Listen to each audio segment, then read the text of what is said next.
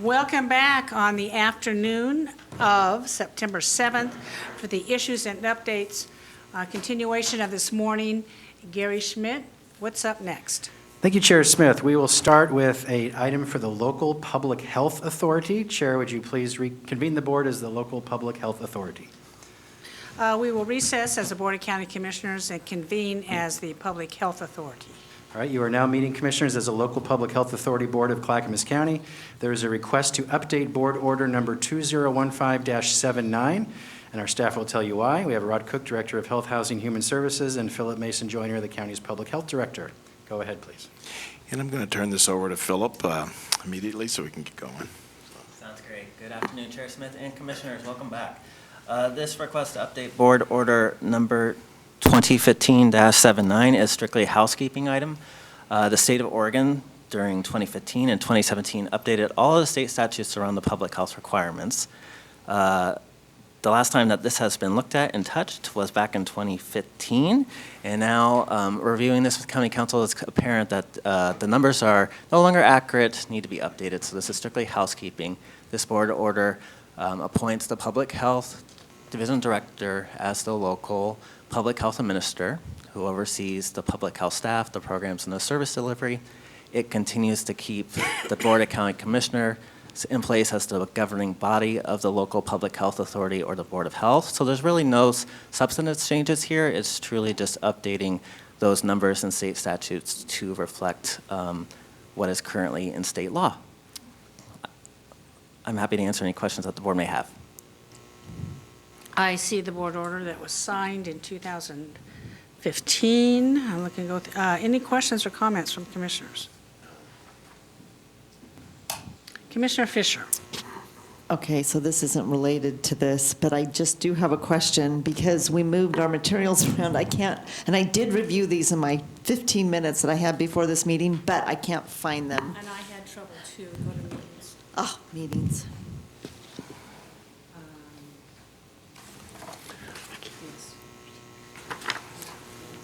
It's this middle one here. So Okay. Oh, thank you. I couldn't find it either. There we go. So I guess I do have a little bit of a question, Yeah. Chair, and Yeah, go ahead. I know we're working on tomorrow's work, which I was going to read tonight. So It was the same way, Commissioner Savas. yeah, so I guess we're a little bit off guard here. So so one more time, what is the change? Specifically with this board order, it is truly those ORSs, Oregon Revised Statutes, that are cited. They are different if you look at the 2015 version compared to the new one we are requesting that the board chair sign.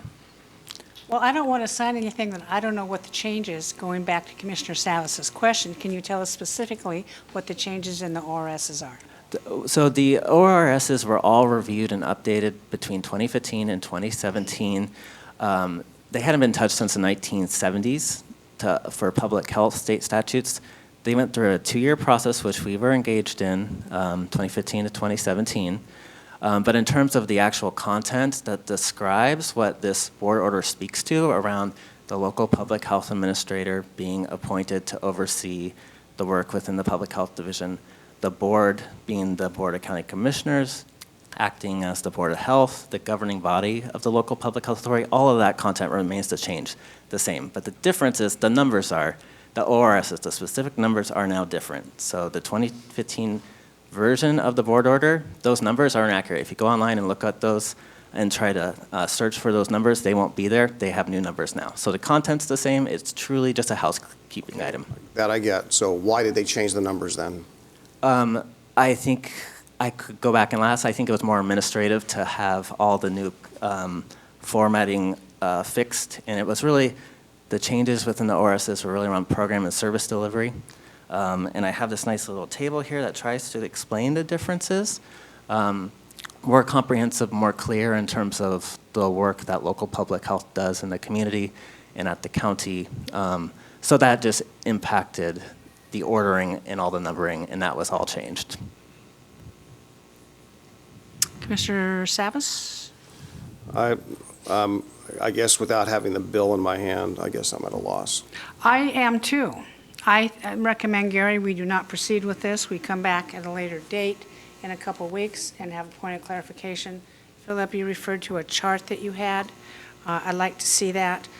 Maybe, oh, I don't have that, it's not in mine. There, Okay, right there. okay. Okay. Just a minute. This is kind of frustrating. We're going to take some time to read it.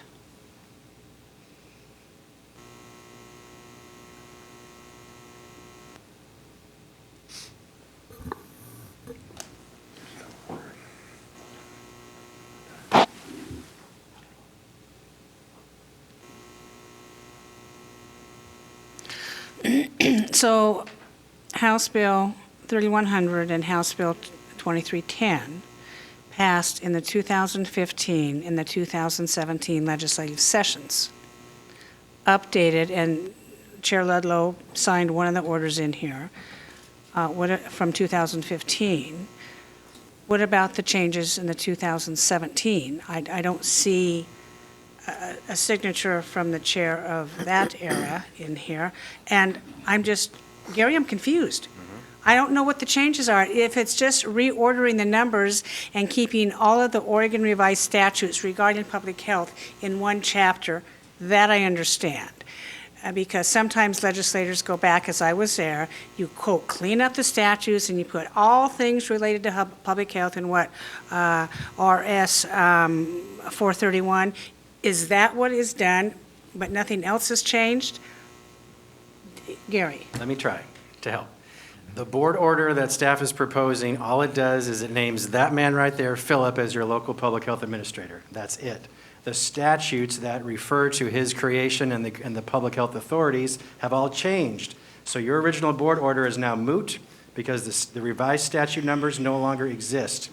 All we're suggesting is, and our county council has advised, because this board order is now defunct from 2015, to make sure we can still follow the public health law, you just have to put the new statute numbers in your board order. It does not bind you to anything except naming our public health director as your local public health administrator. That's it. So as I'm reading this, I see the first bullet to the left, safety net services for most vulnerable, and then, of course, it expands it to, sounds like, for all communities, right, on the right. Second one, mandated health inspections, local health agencies working proactively with partners to address the health needs of the entire community. So that seems to be a softening if it's no longer mandated. So are health inspections no longer going to take place? They still are taking place as foundational public health services in the law. Okay. So responding to current health issues and problems in communities, programs supported by diverse funding, local needs met by local authorities. So the federal funding to carry out specific activities with stringent requirements. Again, I understand the local funding piece, but how is the local public health authorities accountable for the health of the community? Does that give us greater power than before? Public health modernization is increased state funding that we have started to receive gradually, and there are now accountability metrics that we as a county have to meet in order to receive increased revenue from the state. Okay, that's a new funding model that had not been in place before these bills passing. Okay, so we are accountable, as I read it, I read what's there in the table, we are accountable for the health of the community, but do we have the authority to act as such in any circumstance, or is that really at the state level? You know, if you look at COVID, for example, we didn't have any authority. It was driven down by the state, top down. So depending on that the part doesn't make any sense. And that's where it's so complex and challenging when it's state or national or global issues. There's times where, of course, it's more of a top-down approach, which I think we saw during COVID a lot. Of course, if we had a local disease outbreak or something that is specifically impacting our jurisdiction, we would have that authority locally. Paul, can I intervene for a minute? Sure, yeah, You can jump come in. back. Commissioners, on page 4, there's the new board order. In the matter of Clackamas County Board of County Commissioners acting as the Public Health Authority, appointing a Public Health Director, there's 2 whereases. ORS 431.003 and ORS 431.418 appoints our Public Health Authority and requires a local public health authority to appoint a qualified administrator to supervise, which would be Philip. And then now therefore, Clackamas County Board of Commissioners, acting as local public health authority, hereby name the Clackamas County Public Health Division Director as the local public health administrator for Clackamas County. 2, the local public health administrator shall have the authority granted that position by Oregon law. Is that the only 2 changes we're talking about? Correct, and I would say for the most part, those were in place, the previous board order. It's really updating those whereas numbers. That's the most significant You're change. updating the number of the statute under 431. Correct. Okay, I'm ready. Yeah. Well, it is now. It wasn't before. Okay, any other further questions on this? Yeah, just one. So in Yeah. that one paragraph, under section 1, so there's 2 positions, Clackamas County Public Health Division Director. Never mind, I understand. Okay, I get it. I get it. Yeah, Paul, that's okay. I kind of read it that way Change the first. nomenclature. Yeah, got it. So you will be the local public health administrator. Correct. The person in this role, my role, is that. It's not specifically named a person, it's for the position. Okay, Easy enough. we need a motion, No, we'll bring this to a future business meeting for you to approve there. a future business meeting. Okay, Good. thank you very much. Sorry for the confusion. Thank you for being patient with us. Thank you very much, Sharon. All righty. All right, Chair, will you now Very well. reconvene as the Board of Commissioners, please? Yes, we will recess as a Public Health Authority and convene as the Board of County Commissioners. All right, we'll go with the item 2 first. That is Shelter Acquisition Guide. This is reporting back to Commissioners at your request. There's a memo in your packet. Rod Cook, Director of Health, Housing, and Human Services, and Vahid Brown, our Housing Services Manager, will present. Go ahead, please. Yes, we're here for you today to take a look at this draft shelter acquisition guide. We want to make sure we have everything that we've talked about in previous sessions with you on this issue. Vahid is here to talk about very specifically. He could talk about each line specifically, or we can answer questions however you would like to proceed today. Commissioners, do we have, I see some red lines here. Under Phase 1, at the BCC direction, staff shall identify shelter type, model expansion to meet the identified need. Now, am I to assume on Phases 1, 2, and 3 that we, as the need arises, we make these decisions? We are not dictating or setting policy today what those needs will be. Is that right? That's right. Okay. Okay. So I have a question. We have the LIP, the Local Implementation Plan, which calls out in there, as I recall from a year ago, the work plan. So is that subordinate, and is this subordinate to the LIP, or is it the other way around? Maybe think of this as separate from the LIP. So the LIP governs the expenditure and implementation of the SHS funds. This is for a process. This is a step-by-step process for identifying and acquiring property to meet housing needs by the department. And that might be SHS funds. It might also be state or federal funds or local funds. So this isn't specific to SHS funding necessarily. This is to, if we're looking at an acquisition of property to meet housing needs, we would follow these process steps. So we would establish priorities and resources. Now, the LIP establishes priorities for the resources of the SHS measure, But the board establishes policy for the larger, the whole county's housing, strategic needs. Okay. So I was under the impression that the work plan was not solely for specific to property acquisition as I read the SHS. Am I wrong? No, you are correct in that, and I'm sorry if I misunderstood you. So I'm referring only to the shelter acquisition guide process steps. The work plan and the work plan goals are a separate document. All right.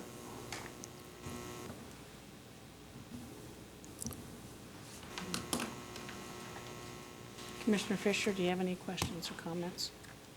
No, I think this is a good framework. And I have one question. Mr. Scholl, you're up. Vahid, on the attachment 1 due diligence checklist, okay, it breaks down all the different categories that you're going to look at, but it doesn't break it down by phases. My question is, your due diligence checklist, it doesn't reflect any of the phases that you talk about in your memo. Good point. yeah, so And so, I don't mean to be difficult, but Yep. I'm wondering if it should be broken down by phases, the checklist. The way I'm reading, due diligence starts in phase 3. So go to, look at phase 3, and when we get into phase 3, then we would go to due diligence. Oh, there it is. correct. So we've done all the other work with the board Okay, I got you. previous to that. Okay, I see, okay, thank We you. want to make sure you're with us every step of the way. Okay, That's fine. I'm with Set you, up. okay, thank you. See, again, we were supposed to look at this tomorrow Tomorrow, afternoon, yes. and Yeah, we we understand. moved up the sessions, just tried to get more work done in a single day. So we're going to take our time and figure this out. Yeah, that's Thank awesome. you. Commissioners, any other comments? I like what you've done on this. I think it's really good. Simple. Yeah, it's simple, we get it. Nice. Commissioner Savas? Yeah, so I'm going to relate to this. I'm just going to ask the question and approach it a different way. How are we doing? I'm going to use terms that are here, that how are we doing on capacity building within to implement all those supportive housing services dollars and make things happen? I mean, are you fully staffed, half-staffed, quarter-staffed? I mean, I'm seeing some articles come out, news media pieces about, I know the money, I know the dollars just arrived here recently, Yep. and that, I think that's not really been stated very clearly. So where are we in building this new organization to roll out these supportive housing services? Well, is that our next topic? It is. Yeah. Oh, is it? Yeah. Okay. All right, Yep, thank you, that's fine. So I expect think, that question. Let's finish this one first. seeing no objections to this moving forward, Gary, what is our action on this item?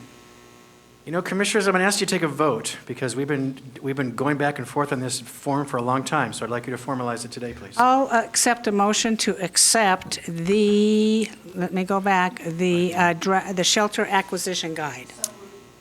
Second. Commissioner Schrader has moved approval of the shelter acquisition guide dated September 7th, and Commissioner Fisher has seconded the motion. Any further discussion on this? I just realized, wow. I thought we were on, I was going down the list here, so where do you, You probably had trouble finding it like we did. that's not, okay, I'm sorry. I was assuming, I was going down the line here in order, so I went to the work plan. That's why I asked the question about the work plan.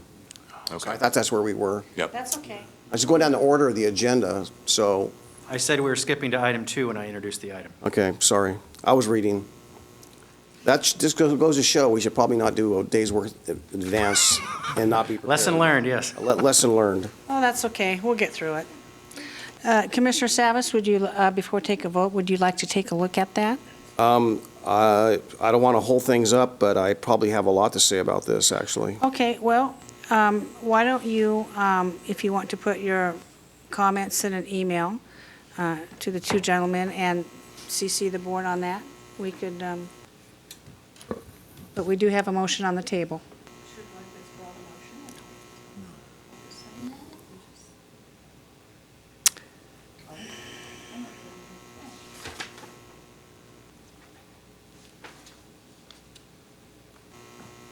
call for the vote. Commissioner Scholl, Aye. Commissioner Fisher, Aye. Commissioner Schrader, Commissioner Savas, I'm going to abstain until I fully read it. Thank you. Chair Smith. Aye, motion passes 401. Thank you very much. Now, Gary. Next is Supportive Housing Services Fiscal Year 2022-2023 Annual Work Plan. And as you described this, also mentioned we've had some media coverage over the weekend, critical of Clackamas County, that we are the county that spent the lowest amount of money. And our friends at Metro have also said that about us. So could you address that as part of your update, please? And I'll hand it over to Vahid to get us going. Thank you. Yeah, and thank you, Administrator Schmidt. I will do that. The work plan, annual work plan goals template is filled out, and this is presented for your information. This is, to a little bit of context about this, the local implementation plan established the spending priorities, did the needs analysis, it established our strategies to advance racial equity, it identified racial disparities currently existing in our system, and it had year one outcome goals based on a $24.5 million plan amount. Metro gave us that amount to plan for. They said for year one, plan for $24.5 million, produce a local implementation plan to spend that much money, and establish your first year goals associated with that budget. So what this document does, and will do for every subsequent fiscal year as we move into this program, it will update those year one outcome goals related to our budget year by year. So the budget approved for this fiscal year for supportive housing services is $32.2 million. And assuming that budget, which we don't have to assume because we now have the revenues in hand, they were blended last year, and Clackamas County will be using end-of-year revenues from the previous fiscal year. You mean last fiscal year? Yes. Very late just a few months ago. From the very end of the, Not yes. last year, but yeah. So the revenues collected at the very end of the previous fiscal year will fund the activities of the supportive housing services measure in the subsequent year, and that will be the pattern we will follow. That's what we established by the way that we've implemented SHS locally, which goes to the media coverage. So what this is the update of the goals. So in the LIP, you'll see how many supportive housing services units do we plan to establish, new ones, in the year. And I think it was 250 or 200 in the LIP. You'll see here in the first page of the actual work plan, it's 385 for this fiscal year. I saw that. All of the outcome goals are associated with our budget. We run them through formulas that we have locally that determine the average cost per household outcome per service type. So we have a lot of contracts. We do a lot of work like this. We can look at a contract, how many people that contract serves, divide that by the value of the contract and say, oh, a unit of outreach to a person experiencing homelessness costs X on average. So if we have X budgeted, multiply that by the formula, we'll be able to afford this many units. That's our goal, right? So that's how we establish the numbers in this, in accordance with the priorities in the plan. So the plan establishes the priorities, the budget establishes the numbers and the outcome. Okay, so that's the work plan. The media coverage, first in the Willamette Week, identified that, on analysis of the fourth quarter reports from all three counties, the Metro did some press releases in the previous 2 weeks, kind of celebrating the successes of housing outcomes of this new revenue source in our region. And they were significant. Almost 2,000 households, 1,600, I think, households are permanently housed due to this resource in our region. That's great news. One of the statistics of that reporting was that Clackamas County spent 6.6% of quote-unquote the available revenue, and therefore Clackamas County spent the least of any of the three counties. This is not unfamiliar to the board. We, in the very beginning of the implementation in year one, there was a plan amount. There was some, understanding that there was going to be revenue coming in early. That was not the case. That in fact, the 85-90% of the revenue of this measure as a tax measure comes into the very end of the fiscal year, and some of it even comes after the end of the fiscal year because it's collected in July and we don't get it until it's collected in June. We don't get it until July. We might still even get some fiscal year 21-22 revenue this month in September, right? It's still possible they're still collecting old tax debts.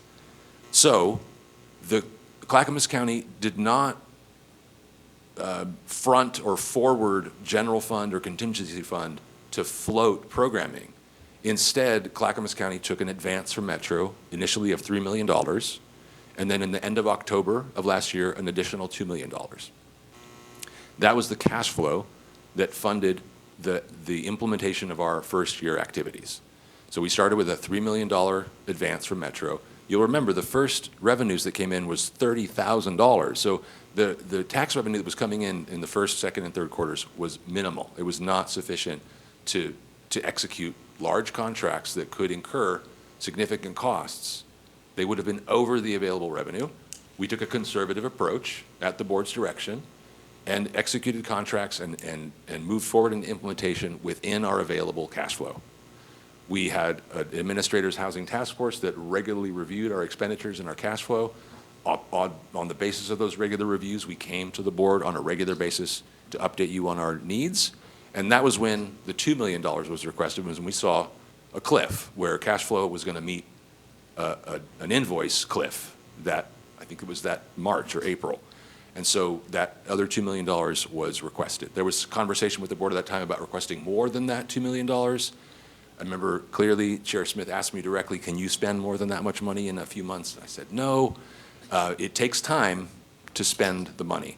So in the last quarter of the fiscal year, we did a very large procurement. We knew that revenue was coming in. It was the largest one-time expense on homeless services in the history of this county. We committed more than $6 million to services to house people experiencing homelessness. That's more than we've ever done before. Not all of those contracts today are even executed. It takes time to negotiate contracts, to get them through legal review, to work out the scope of services, to bring those contracts to this board to approve and execute them. Most of them are executed. Only 2 of them were executed by the end of the last fiscal year, even though those $6 million were committed. So I've been speaking for a long time, but the press statements were that 6-point-some% of the overall revenue was spent in the last year. Yes, a small percentage of the revenue. 90% of the revenue or more was collected in the very end of the year. We did not spend that at the beginning of the year. Other counties did. Other counties spent their own contingency or reserves or general funds and then balanced their books at the end of the year upon revenue that came in. That was not the approach taken by Clackamas County. We approached expenditures as cash on hand with the advance from Metro. One other point to remember, the budget for our programming was $5 million of program expenses because we knew that there was an available $5 million advance, even though $3 million was cash on hand, because there was over $2 million of our budget for our program activities that was motel shelter. It wasn't until November of last year that the board leveraged ARPA dollars to fund that activity. And so that took that activity off of our books, and we were able to move into further procurement activities to go beyond a $3 million cash flow into a $5 million, potential $5 million expense. We encumbered contractual services that would have spent the $5 million, but activities don't just happen. You can't just, contract is executed, now we're getting invoices every year for a 1/12 of a 12-month amount. An agency has to hire people. It has to train people. It has to get in contact with clients. It has to start finding them housing. It may be 2 or 3 months before that household has housing and is receiving a voucher. So we're not paying that rent until maybe the 3rd month of that contract. So it takes time for programs to hit the ground running.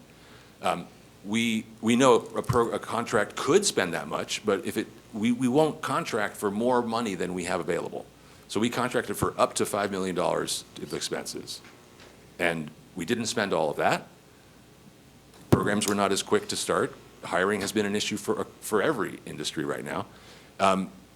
We still have some agencies that we contracted with in October that are not fully hired. They're not fully staffed because they don't have the bilingual staff available that they need. Stop me at any time, but those are the timelines and context that I think is significant to refresh the board's memory of in relation to this recent. Thank you for that explanation. Commissioner Schrader? Fahid, I just want to thank you for all the work you do on all of this, and thank you for enlightening for the public what I think this unfortunate quote from our Metro partners trying to, in my mind, say that we are not interested in housing. I take real issue with this. It makes me very sad. Also, for me, it kind of makes me angry because I know that we were at the table tracking the numbers because we were trying to be fiscally prudent and making sure we had the money before we spent it. And frankly, I think that largely is a significant lack of trust between our county and Metro at this point. We had no clarity on their numbers. It was all over the place. We were going to be told, oh, yes, the money's going to come in, and thank goodness it did. It did come in. But I really feel that this is so wrong and out of line to criticize us when we are as diligently dedicated to helping the most vulnerable people in our community not only get the housing they need, but the wraparound services. And wraparound services, I will remind my Metro friends as well, was a very tough sell in this county. We implemented a regional policy that at the time our electorate did not support, but we did it because we are a regional partner and we do care and we believe that it is no holds barred the right thing to do. So I'm just incredibly, I was in a pretty good mood when I got back. But I find this extremely disappointing, and I think this notion that they're going to identify in daylight the impediments and barriers to spending that existed in Clackamas County in the first year of the program, both operational and political. Excuse me? This was a concerted effort to make sure that we had the money in hand as we tried to move forward with implementing a program.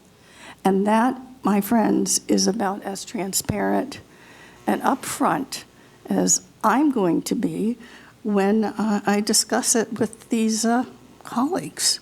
I'm offended by the statement. I'm very offended by the article. I rarely get that way, but occasionally even I get pushed over the edge with this kind of treatment of our outstanding county. Thank you, Commissioner Schrader. Commissioner Savas. Yeah, well, I'm not aware of the article. It's unbelievable. I think it's unfortunate. As my recollection was when this was launched by Metro on behalf of a advocacy group for supportive housing services, that the work that was done was recommended that the first tax collection year be 2020, and it was going to go on the ballot in May of 2020. Hence, the measure should be and was planned to be retroactive. And there's a lot of articles that were written by news agencies about. I think the one word in the title of one of the articles was Metro bungled the project, or bungled the work that was being done. But there's a lot of articles about that whole period of time when they were trying to rush to get this on the ballot, and mistakes were being made, and they were last-minute changes that were made. Well, long story short, as we discovered, unfortunately, in the spring of last year, 2021, when they said you have $24 million July 1st, get your LIP ready, and then we find out that it didn't come, that it did happen. The money wasn't there.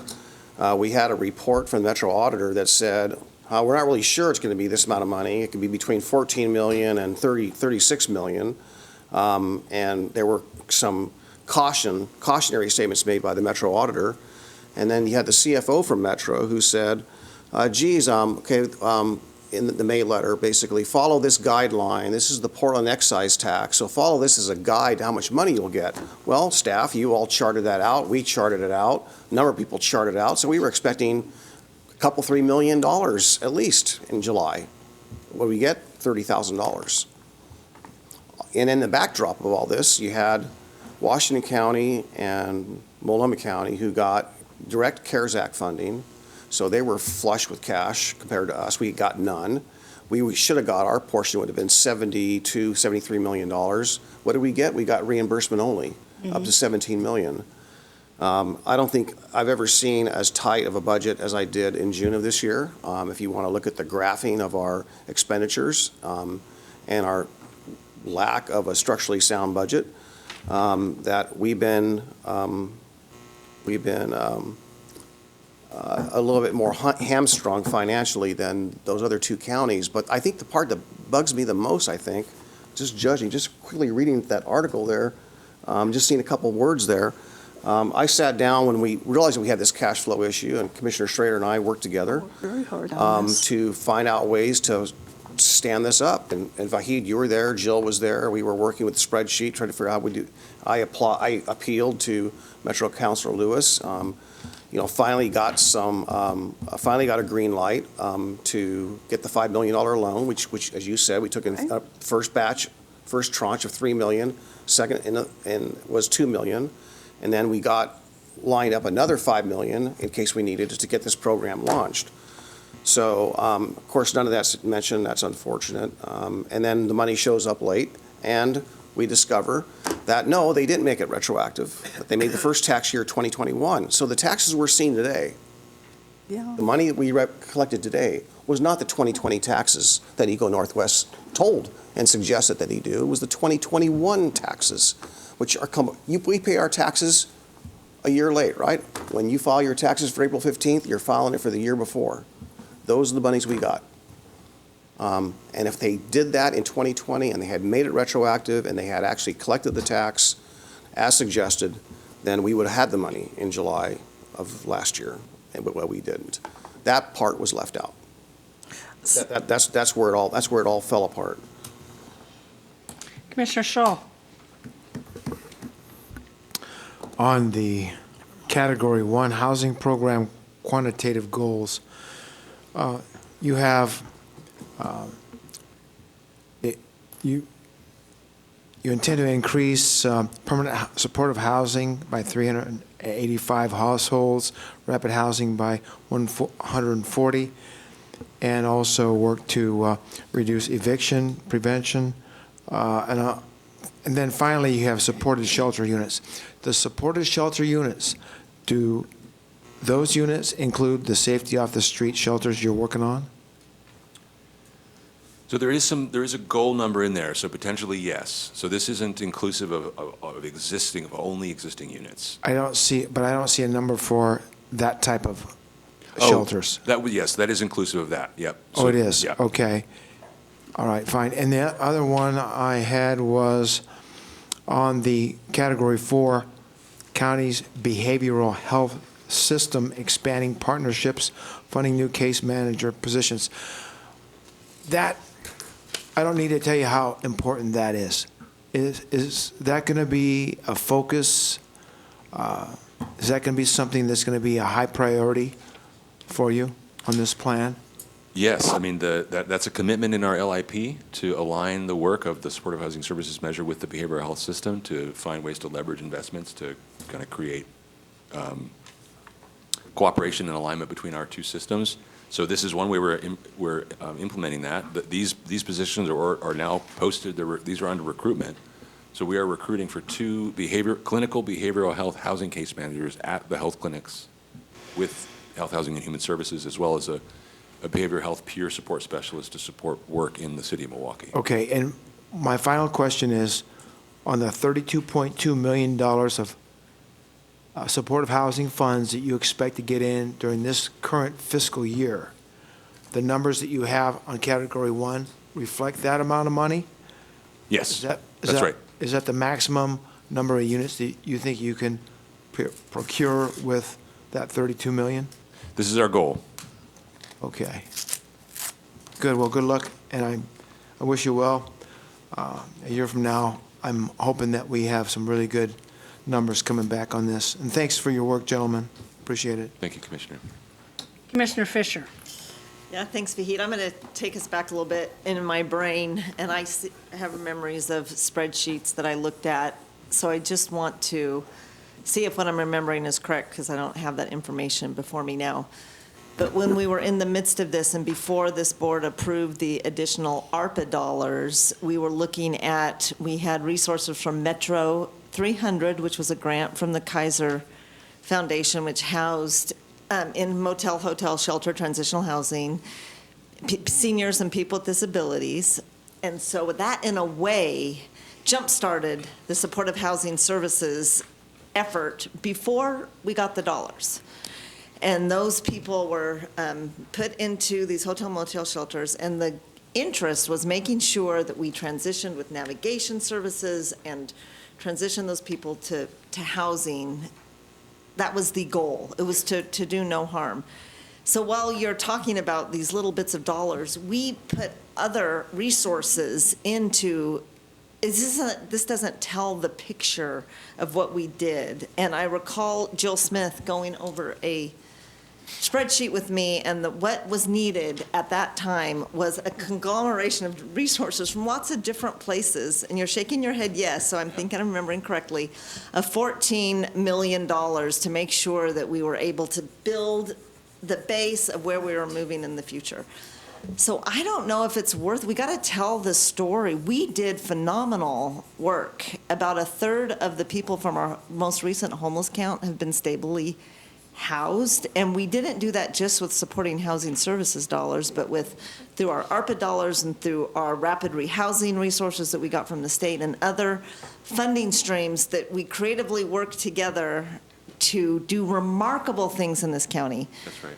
So this story is not being told as to what we did do in stretching other means while we were keeping budget categories for the supportive housing services dollars intact. And I don't know how we tell that story better, but the fact that we housed such a large number of people through our creative, effective efforts is remarkable. So it's important. This looks bad. This press looks bad that we had $36 million and we spent $6 million or whatever it was. I just now saw the Willamette Week article. I just pulled it up. Where did they get this information? I mean, How do we report this, and how do we tell the story? How do we tell our story better? it wasn't, and I don't think, it wasn't our story being told. Oh, you know, it says we had 3 million of 45 million available. Where did this data come from that's in the Willamette Week article? So the Willamette Week article, the expenditures are derived from our Q4 report, which when, the Q4 report, the books aren't closed at the time we have to report our fourth quarter. Okay. So that's year-to-date as with an unclosed books. So that was 3.1 million of expenditures in SHS only for the fiscal year 21-22. We've since closed the books. I think it's 3.38 is actually what was expended. Oh, so we didn't expend that much No. at all of those dollars. So But we did spend more from other resources. How do we tell? Because we also had our own dollars, that we had general fund dollars Yep. that we also contributed to this effort that we had already allocated. So how do we tell that story?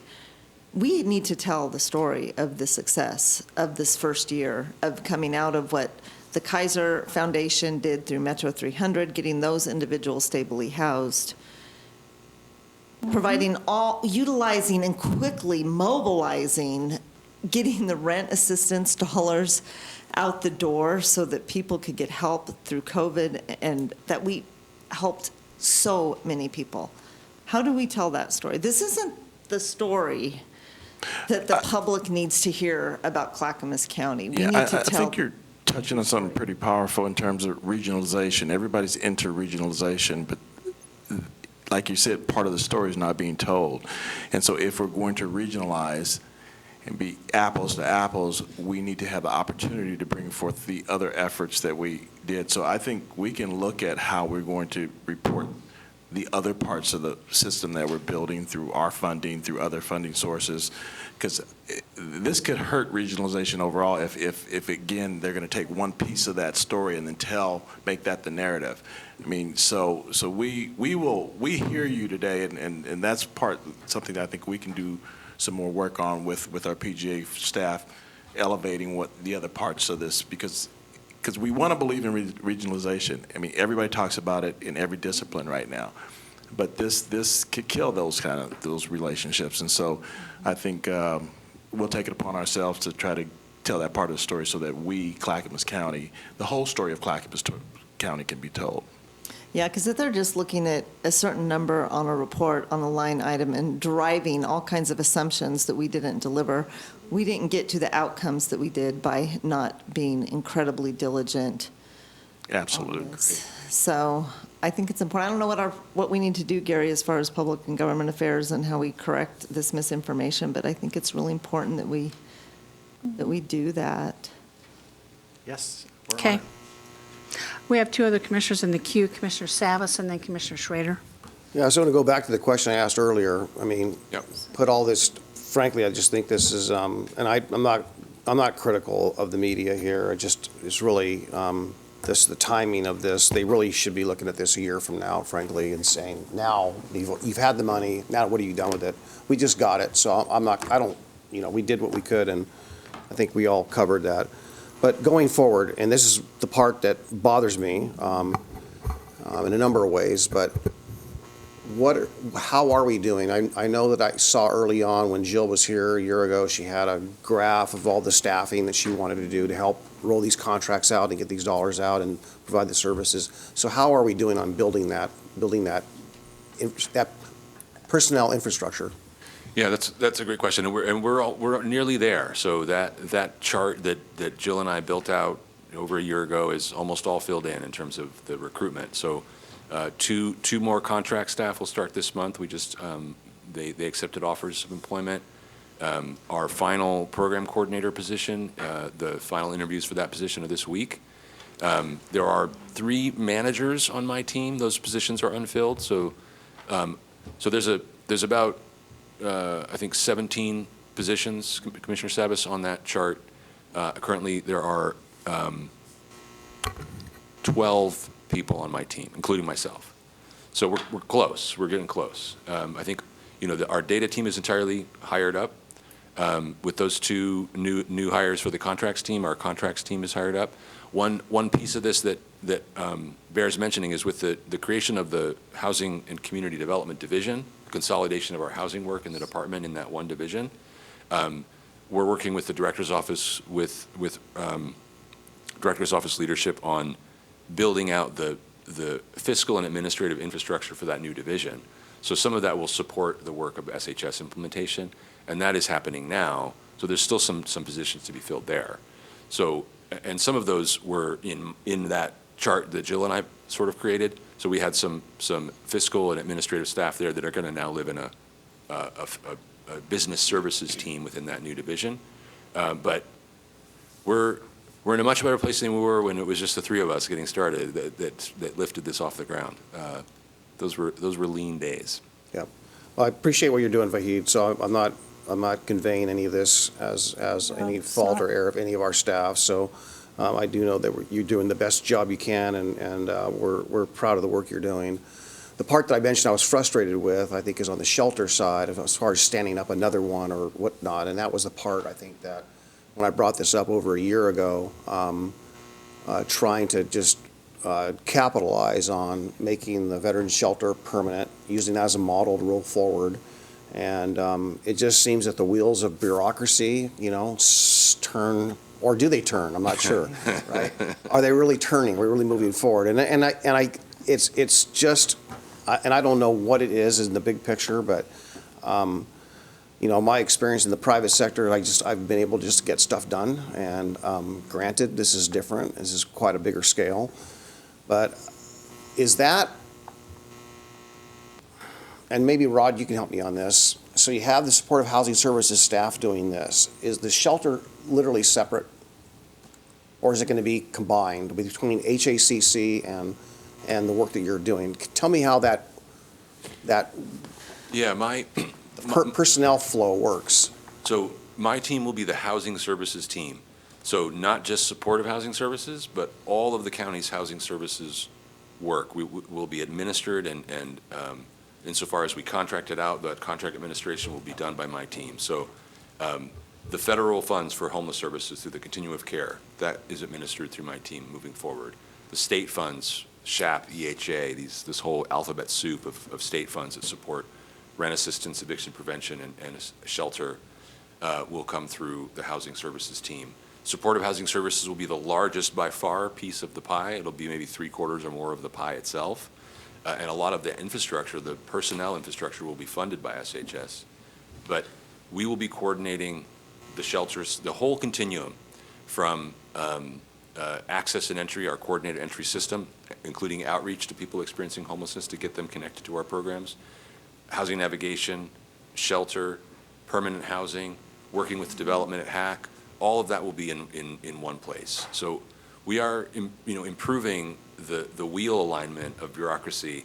This used to be, as you know, in a bunch of different boxcars. Yeah. And that that had its challenges. And so those are being consolidated into this one team. It isn't all, stood up yet. We're still working with the director's office on we just started with that. This new division is just created. It's brand new. Yeah, and that's a great answer, and I don't want to overcomplicate this, but there's other pieces. I'm going to say the bricks and mortar part of all this. They're a unit within that same new division. So now instead of somebody way over here, they're talking daily and they're looking for opportunity daily. So even though this is supportive housing services and we think of that more of the wraparound services and the quickness of getting things done, there's these other pieces to that. So I may be able to keep somebody in their home now because we have a unit that can fix a roof, and so the house doesn't get dilapidated. So we're really energized about this merger and what it can do, because people are going to be talking that otherwise haven't been able to talk, and we're going to be able to move money quicker, because in the past we had to do it through MOU or through IJs and those type of things. So a lot of promising opportunity here for us to really get the job done and have a holistic view of something when we go forward, so we can capitalize and leverage those funds across the continuum, which we haven't been able to do in the past. So we're excited about it. It's not all stood up as Vahid is stating, but we're moving in that direction. Yep.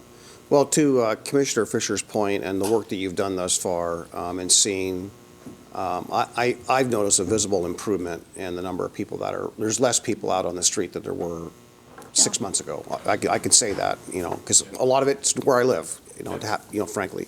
So I can say I've seen improvement. So, in light of the politics that's going on in the region, getting back to regionalism, the problem where it's visible, the problem that we're really seeing is obviously in Portland. That's where most of it's at, Multnomah County, Portland. And I've been watching a lot of the news articles. I've been watching some of the interviews as this has been very politicized in the last 30, 60 days. And, just the other day I was watching, and the acknowledgement that people are saying is that, and I've heard this, I also heard this from law enforcement as well, is that a majority of the people that are homeless aren't willing to go into any kind of a shelter. They want to stay where they are. And those are people that typically have mental health issues, alcohol, drug addictions, and so forth. And the fact that we haven't had a treatment facility or a detox center or something that helps them transition out, my concern is that we're not really providing them hope, and we're not providing them an opportunity to build up. So how the region grapples with that, I don't know. But I think ultimately we're all going to have to take responsibility, not county or city or this politician or that politician. We're all going to have to take accountability if we really don't provide that bare, I think those two essential services, which is drug, alcohol treatment and mental health treatment at a facility where people can stabilize. I mean, there's not one size fits all. Every person's unique. We know that. You can't just have one model. But I'm concerned when I hear so many people echoing, even especially recently, that a lot of the people that are homeless are not willing to go into a shelter or a home or an apartment or whatnot. They want to stay where they are. So how we cope with that, and these dollars, it's nice to have the money, but the money may not be the answer, the sole answer here, unless there's a greater service delivery in the sense of those detox centers or something like that. Thank you, Commissioner Savas. Commissioner Schrader, you're up. And I'm going to be brief because I already said my piece. But I do want to go back. I want to thank Commissioner Fisher for really outlining, having more of it in her head than I did, with all the hard work we have been doing in order to make this happen as we were trying to figure out what the actual cash flow was going to be. And I also want to thank you guys, because what you did as well is, in the middle of all this, you've streamlined and also been able to pull together two separate entities, the Sticks and Bricks and the wraparound services, in a way that we have been it's been necessary for a long time. So Gary, I'm going to ask you, is there any way we can codify this, get something written, a white paper, so we all have talking points, and also that we answer the question that evidently this committee is going to, the Oversight Committee is going to ask us, because I think transparency is going to be key here, and I think our narrative is far brighter than what this article has said about us. Yes. we'll So have we that can prepared. get that Yes. PGA on that then? Yes. Okay, thank you. Commissioner Fisher. Okay, so now I like this simple, the plan.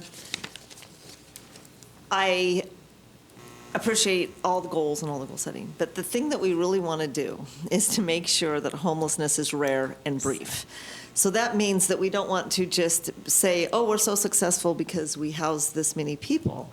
We want to say we are this successful because we've reduced homelessness in our community by this percent. And I know that Built for Zero is designed to collect the data that will be necessary in order to do that. So can you just talk a little bit about where we're going in our keeping track of our data? Because I think the political concern and the narrative that's out there is that, oh, you know, they made drugs legal in Portland, so everybody's flocking, or in Oregon, so everyone's flocking to Oregon so they can do all their drugs, so that they can live in their tents, so that they can be homeless. So just there's this influx of people that are coming into the region. And I want to be able to speak in a way that is informed about, and not just based on my, I talk to people that are unsheltered and I get their stories, and the people that I've talked to haven't come, from Clackamas County at least, haven't come from places that are far away. They've been Right. here in our community, and that's the story. And they stay very close to where they were last sheltered as well, to what was familiar to them. But when will we be able to be at a place with our data where we're going to have better numbers to say we have reduced homelessness by this amount, and this is the category? I don't like to categorize people, but it's a good way to be able to share with the public as to the scope of the Yeah. issue. Yeah, so we're working on Built for Zero implementation now. My team is, months into that work. They went to a conference a few months ago in the Midwest. I'm forgetting where. I didn't join them on that conference. So there's a lot of work that goes into it, but it's getting done. So this is happening now. An exciting component of that that's really going to make it possible is this outreach, this kind of street outreach program of SHS. So that's amongst that $6 million round of procurements. Those are some of those contracts are executed, but a lot of them are still going to be coming to you in the next few weeks. So that's going to be boots on the ground, literally, with community-based organizations on contract with us to connect with folks experiencing homelessness in an outreach capacity, and they'll be helping us implement Built for Zero. Our data now, up to now, has relied on two things. Every year in January, we do the point-in-time count, federally mandated. And we all know, everyone knows in the world, that that's a flawed methodology. It's in the winter, it's once a year, things fluctuate. Your method might change a little bit, and that'll have a dramatic impact on your outcomes and numbers. How many volunteers did you have? Well, if you had 70 one year and 30 the other, are you going to get different numbers? Probably yes. Right? I mean, there's all kinds of factors that go into the point-in-time count being, okay, that's it. It's flawed. It's what it is, but we do it every year now, and it allows us to get a snapshot of where we're at. And we've also had our coordinated entry system, CHA, Coordinated Housing Access. CHA has been our best system. It's better than the PIT count because it's not once a year. People contact us year-round, and they say, I'm in a housing crisis, I'm about to get evicted, I'm living in a tent, I'm looking for help. And that gives us that has always been a better source of data for us than the point-in-time count, our CHA. But it's also limited to people who contact us, right? And so if the folks that Commissioner Savas is referring to that maybe are not interested in interacting with our system because they don't necessarily want services of a specific type at the moment, we can account for them through street outreach. And that's what Built for Zero will allow us to do. You haven't called CHA. You've not been counted in a point-in-time count. You're living in Newell Creek Canyon. Hi. Like, would you like a smoke? I just want to chat. And how's it going? And what's your story? And, you know, can I come back with some boots tomorrow or whatever? Develop a relationship, get working with that individual, and now they're accounted for in our by-name list. So now that person in Newell Creek Canyon will be on a by-name list of every single person that we know of experiences homelessness in the county. And then that list will be workshopped on an ongoing basis by our staff teams of outreach and housing navigators to say, who is the most vulnerable based on what we know best? Those are the top 25. House these 25 people. Who's seen Jimmy? The library staff who's connected with Built for Zero has seen Jimmy. The sheriff's deputy has seen Jimmy. So we have a system where we are communicating about Jimmy. Northwest Housing Alternatives connects with Jimmy and gets him a place in Annie Ross' house with his family and then an apartment. And so now we take Jimmy off the list. So we are building that system where we'll have real-time data we can say on an ongoing basis, that next block of 25 people that are the next most vulnerable, will house them. So we'll be, as you said, it's not enough to say we had this many outcomes because more people become homeless. So are you affecting the overall, is it rare and brief? You can't say that if you've housed 1,000 people, you still don't know if homelessness is rare and brief. You can only say that if you know how many are homeless today. And so that's what Built for Zero will allow us to do. Thank you for that awesome explanation. I really look forward. What's our time frame on that? Like 1 year, 2 years out? No, we're in the last weeks of connecting the coordinated entry system to the Built for Zero system and creating the processes for, let's workshop those 25 people and get them housed. The timeline that's in the next couple of months is the outreach contracts. Once those are executed, we'll have our outreach teams. So within the next 6 months, we will be working by name lists. Is this unique to us, or is this also happening in Washington and Multnomah counties, or we're ahead? It's also happening in Washington and Multnomah. I am not clear on where they are in their process with Built for Zero. It's amazing. Thank you, commissioners, for all your really good comments. And thank Vahid and Rod for coming forward. And Gary, do we need to take a formal action on acceptance of the annual work plan for supportive housing services? No formal action is needed, other than if you do have any feedback, we can make those edits to the plan. Okay. Well, I think we've given a lot of feedback today. Just go forward with the good work we're doing. Thank you very much for this presentation today. Thank you. Gary, what's up? Thank you. Next item is Oregon Highway Plan tolling update. Dan Johnson from Transportation and Development and Jamie Stasny as well from Transportation and Development. There's a memo in your packet. Sure, I'm going to take a 2-minute break or so. Yeah, please. Do we want to take a break, commissioners? Yeah, that'd be great. Let's take a 5-minute break.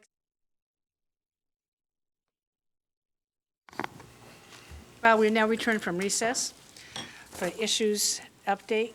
Gary, what's up? Next item is Oregon Highway Plan tolling update. Dan Johnson, Jamie Stasny from Transportation and Development. There's a memo in your packet. Go ahead. I've had the pleasure of starting my day with you and ending my day with you today. We are here to have a discussion with you about the Oregon Highway Plan congestion pricing policy amendments. As you discussed this morning, there's a lot of thoughts, feelings about this topic, but we are here to, and the discussion and the policy discussion is occurring in a number of different areas. This is specific to ODOT and the Oregon Traffic Commission and their policy development. There are 2 things that we are here in front of the board specifically requesting. First, that the board consider approval of the draft letter of comment, which is attachment 2, and Jamie Stasny is going to be kind enough to go through that with some details so you have some more clarity on that. including any edits the board may want to suggest, and submittal into the public record. I think the deadline on that is September 15th. That's they extended the date on that per request. Correct, that is correct. And then secondly is, staff is looking for direction from the board. There is a public testimony session in front of the OTC. And does the board wish to have one of the board members provide testimony at that particular meeting regarding these concerns? Those are the two requests we have in front of the board today, okay? So with that, I'm going to turn it over to Jamie to kind of run through the information attached. You'll see attachment 1 is basically goal 6 is the policy discussion itself. I'm going to draw your attention to essentially the letter, which is attachment 2, which starts on about it's the last 2 pages of, last 3 pages of the packet. I also want to emphasize the fact that the comments that we're proposing to submit will also include the value statement the board has provided to date. We continue to echo this and share this. And so with that, I'll hand it over to Ms. Dasty, who will kind of run through the list. Good afternoon, Chair Smith, Commissioners, Administrator Schmidt. It's good to see you all. As Dan said, we are back in front of you on the Oregon Highway Plan Goal 6 Amendment. As you know, you've already submitted 1 letter of comment on this matter, and in that letter, you asked for additional time, which was granted. So the public comment period was extended until the 15th. This additional time provided an opportunity for staff to gain a better understanding of the draft policy implications.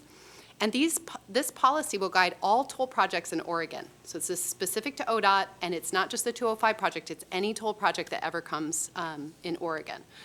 So it also gave staff additional time to work with other regional staff to process, understand, and talk about areas of alignment, as we heard from our commissioners and our leadership, and then to articulate some of those concerns personally to staff at ODOT and share why these were problems, and we had some back and forth with them. This has resulted in an updated version of this policy that will be posted on Friday. So we don't have it. It's going to be posted on Friday, we've heard in the packet for this OTC meeting, but I just wanted to let you know there has been some movement. So that is good news. We have drafted this letter with that in mind. Your concerns from before are still valid. Unfortunately, everything is not perfect and fixed, but we have seen them listening to us, so I wanted to acknowledge that.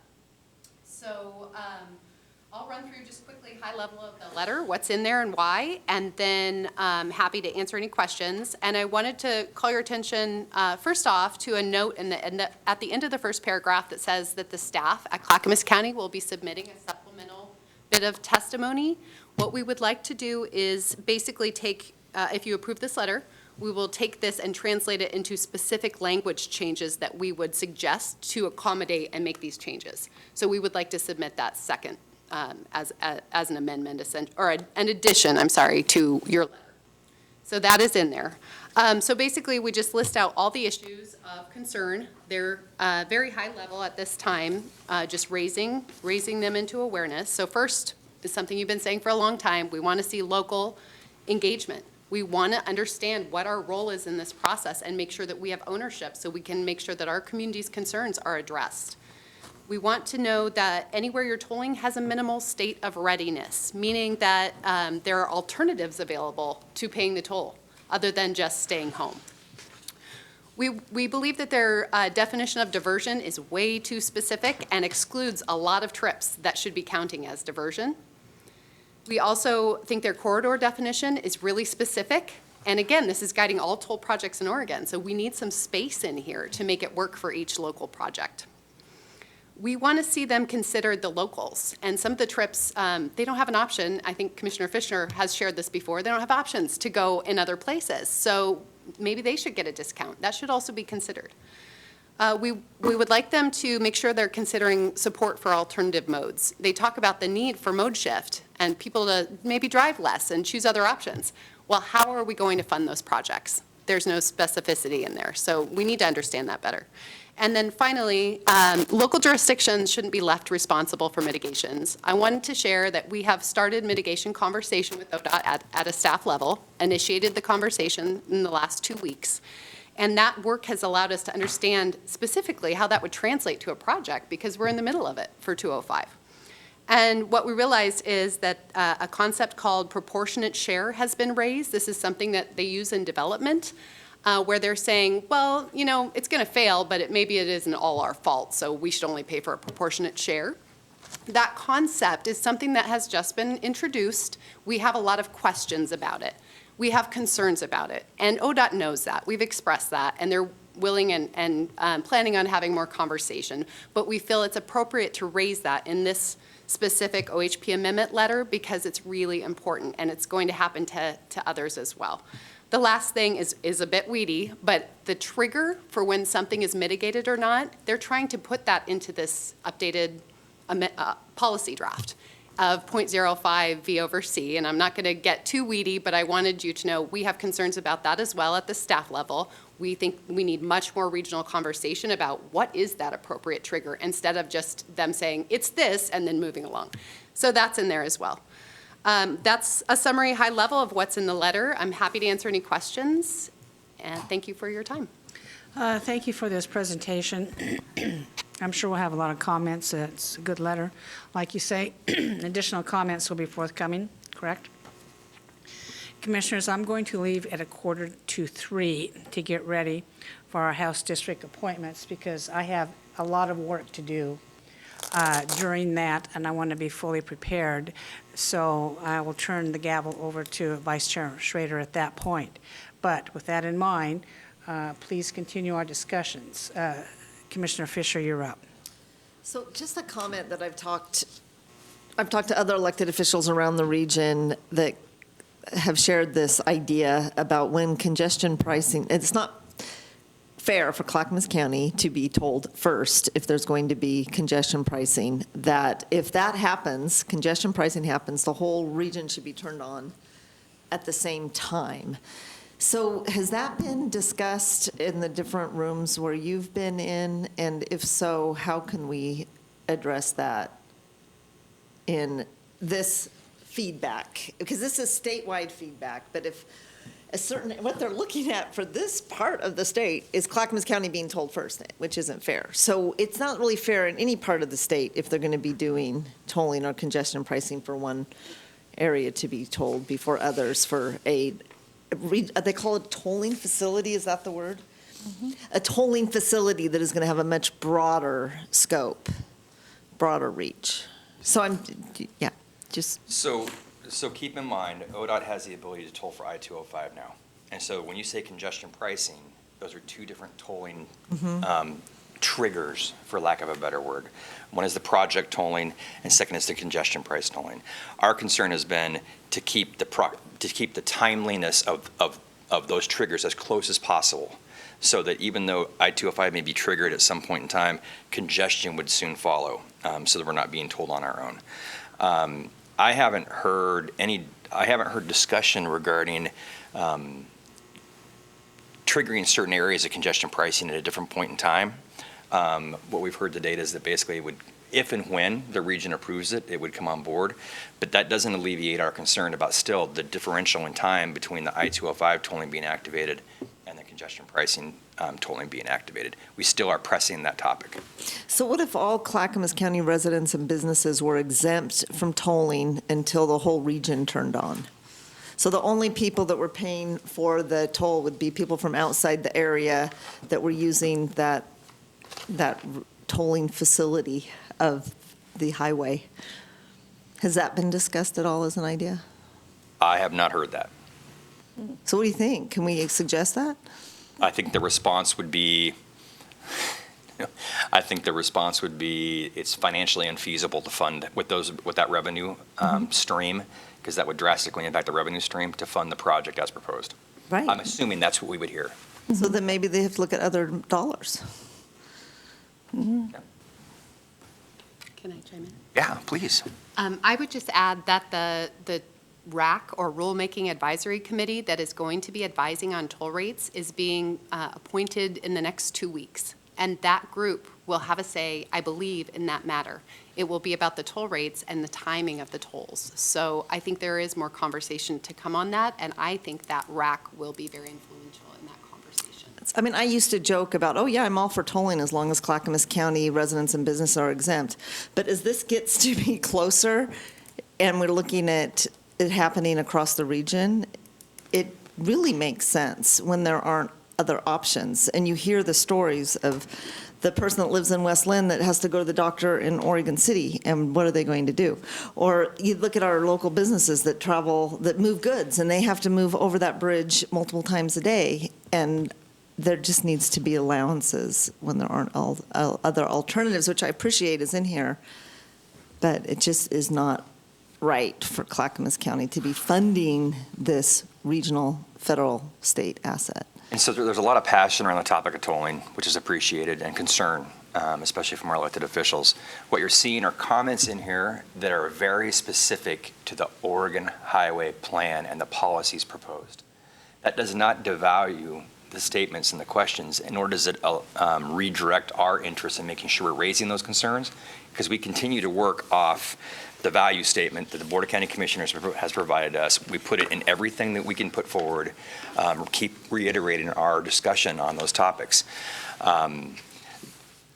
Those comments that you're talking about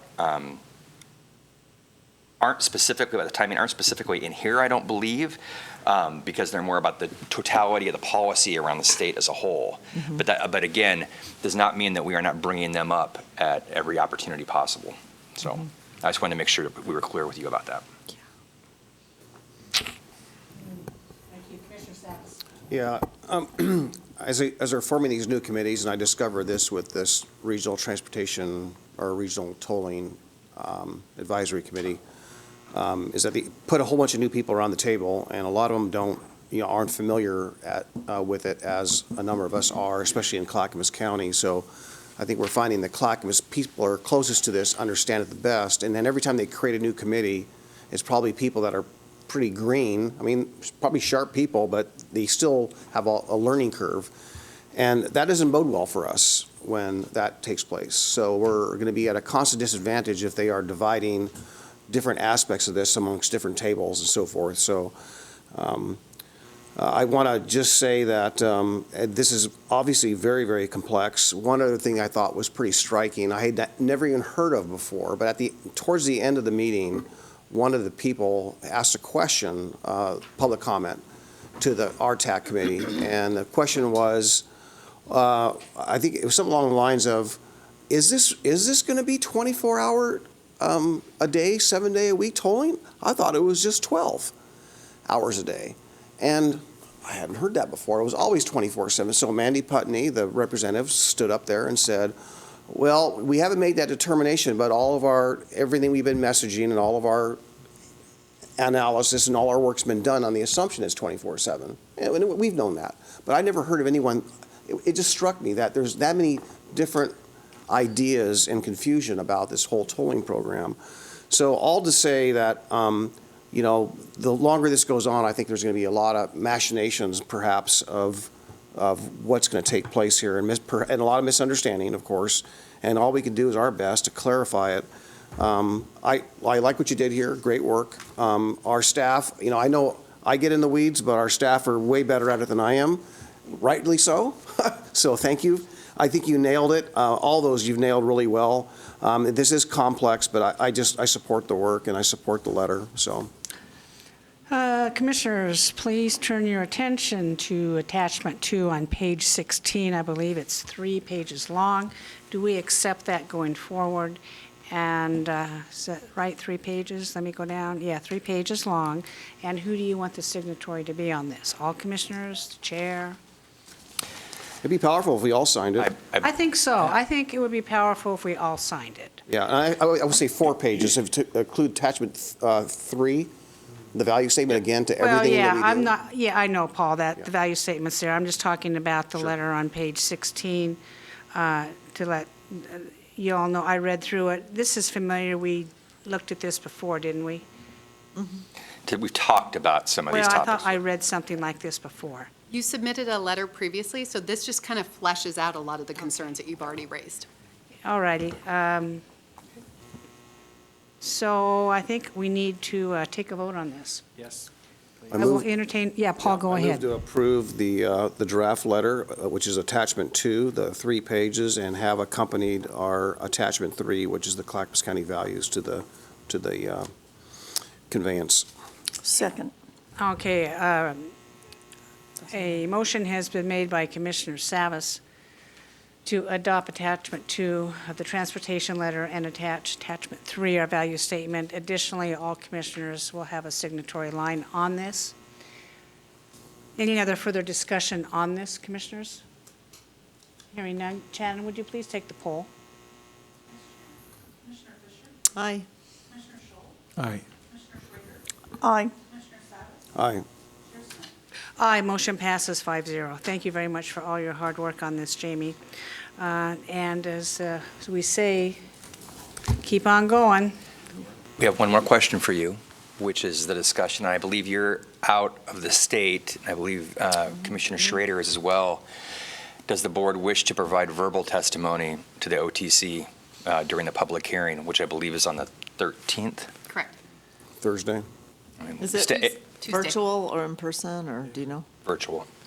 It's a hybrid meeting, but they'll take. To the Oregon Transportation Commission, I usually am the one that does that. I won't be, Martha, Vice Chair, she won't be able to do it. So commissioners, any of you want to do that? I'll do it.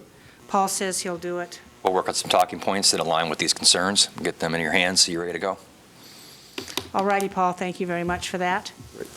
I think we're done with this particular topic. Gary, is there anything else? That is it, unless you have any other commissioner communications. I am going to forego my commissioner communication today. No, I already did mine this morning, so. Yeah, okay. Hearing no further business before us today, this meeting is adjourned.